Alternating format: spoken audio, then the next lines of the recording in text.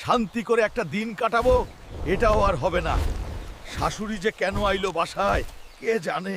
সকালে কইল বাঘ খামু, এখন এই বাঘ খুঁজতে খুঁজতে জীবন তেজপাতা হইয়া যাইব।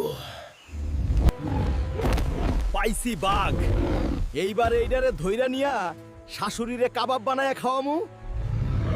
বাঘের বাচ্চা বাঘ, তুই আমার লগে জীবনেও পারবি না।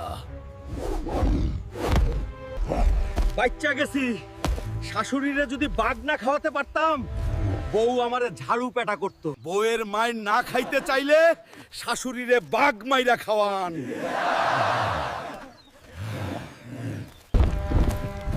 এবার তো খুশি? আরে বাপ, আমি তো শুধু মজা করে বলছি। আম্মা, জীবন বাজি রেখে আপনার জন্য বাঘ আনলাম। কালকে নীল তিমি খামু, চল। এখন ভাত ডাল খেয়ে নেই। শাশুড়ির কথায় বাঘ মারতে কখনো যাবেন না, দরকার হলে মুরগি কিনবেন।